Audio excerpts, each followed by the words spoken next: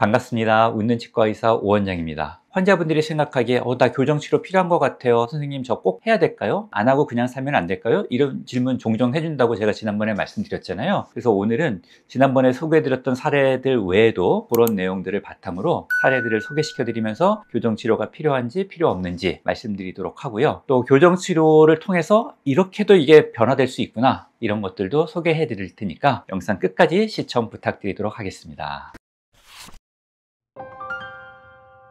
오늘의 첫 번째 사례입니다. 이분은 심각한 덧니 때문에 저를 찾아오셨던 분인데요. 이런 분의 경우에 교정치료가 필요할까요? 어떻게 생각하세요? 이런 분들의 경우는 교정치료가 정말 극적인 도움을 줄 수 있는 그런 사례입니다. 교정치료를 통해서 정말 드라마틱한 변화를 기대할 수 있는 경우거든요. 그래서 이런 분들의 경우에는 꼭 교정치료를 했으면 좋겠다, 이렇게 생각을 합니다. 이 이유는 단순히 심미적으로 좋아지는 것 뿐만 아니라 치아배열이 고르게 되면 구강위생 관리하는 게 좋습니다. 그러니까 이를 닦기가 좋다는 거죠. 뭐 식사를 하고 나서 물로 대충 이렇게 한두 번 헹구기만 해도 대부분의 음식물 찌꺼기들이 다 배출될 수 있고, 또 양치를 하는 것도 훨씬 편안해지고요. 양치를 했을 때 안 닦이는 부분들도 이제 없어지게 되니까 충치가 생기거나 잇몸이 안 좋아지는 그런 문제들을 대부분 다 예방할 수 있게 되죠. 게다가 덧니가 있다는 것은 송곳니가 바깥쪽으로 튀어나와 있기 때문에 송곳니가 저작 기능에 참여를 못하고 있는 상태입니다. 이런 경우에는 교정치료를 통해서 송곳니를 정상적인 치아 위치로 배열시켜주고 송곳니의 기능을 회복시켜주는 게 꼭 필요한 일이다 라고 말씀드릴 수 있습니다. 이분의 교정치료는 송곳니 뒤쪽에 있는 작은 어금니를 위에 2개, 아래 2개 발치하고 교정치료가 진행됐고요. 약 20개월 정도 만에 교정치료를 마무리했고, 교정치료 후에 가지런한 치아 배열과 정상적인 치아 기능 등을 다 회복할 수 있었습니다. 환자분의 인상이 훨씬 더 좋아진 건 말할 필요도 없겠죠. 그 다음 사례는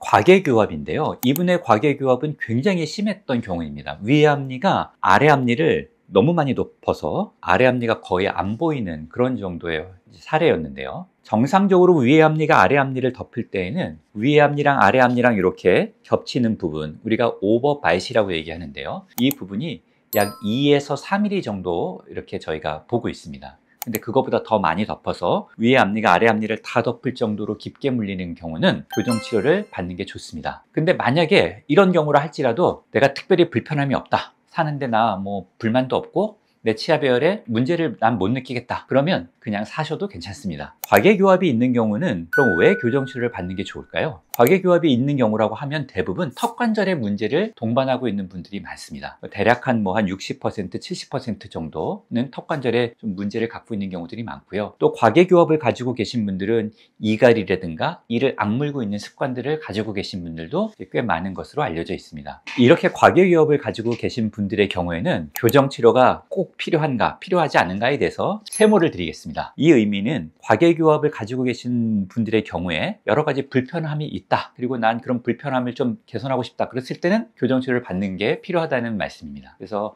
과계교합을 가지고 있는데 나는 턱관절도 불편하지 않고 다른 불만이 없다, 그러면은 조금 더 지켜보셔도 괜찮습니다. 그러면 이런 과계교합은 어떻게 교정치료를 진행하게 될까요? 과계교합을 개선하기 위해서는 교정치료를 통해서 위에 앞니들을 올리거나 아래 앞니들을 밑으로 낮춰서 이가 서로 수직적으로 중첩되는 정도를 줄이는 방식으로 교정치료를 하는 게 일반적입니다. 아동들의 경우에는 바이트 플레이트라고 하는 장치를 통해서 어금니를 띄워서요, 그 어금니들을 맹출시킴으로써 이가 깊게 물리는 것을 개선할 수도 있게 되는데요. 환자의 나이나 또 생활 습관, 과계교합되는 정도의 심각성에 따라서 치료 방식이 달라지긴 하는데, 어떤 방식으로든 간에 과계교합을 개선해 놓는다고 하면 턱관절에 가해지는 여러 가지 부담들을 줄일 수 있다는 장점이 있습니다. 오늘의 세 번째 사례는 이제 매복치의 경우입니다. 정상적으로 입안에 나와야 될 치아가 나오지 않고 잇몸 속 안에 갇혀 있는 경우를 우리는 이제 매복치라고 얘기를 합니다. 이런 매복치를 가지고 있는 경우에는 교정치료를 하는 게 좋습니다. 꼭 필요합니다. 매복된 치아를 빼지 않고 살리는 게 꼭 필요하기 때문이죠. 매복된 치아를 교정치료하지 않고 방치하게 되면 나중엔 그 치아를 빼야 되는 상황이 올 수 있습니다. 그 치아를 빼고 나면 이제 그 부위에는 임플란트를 심게 되니까, 임플란트를 심으면 물론 뭐 치아의 기능을 회복시킬 수는 있겠지만 아무래도 자기 치아만은 못한 게 사실입니다. 그래서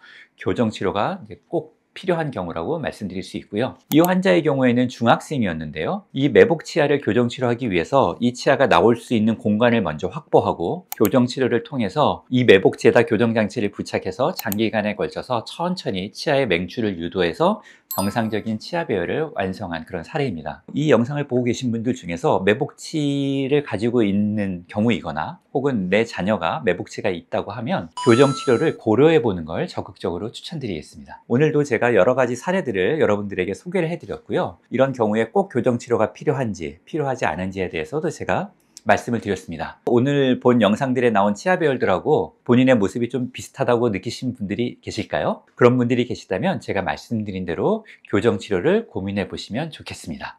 그리고 한 가지 더, 교정 치료를 고민하실 때는요, 혼자서 너무 고민하지 마시고요, 근처 치과에 방문하셔서 교정 전문의와 상담해 보시면 좋겠습니다. 시청해 주셔서 감사합니다.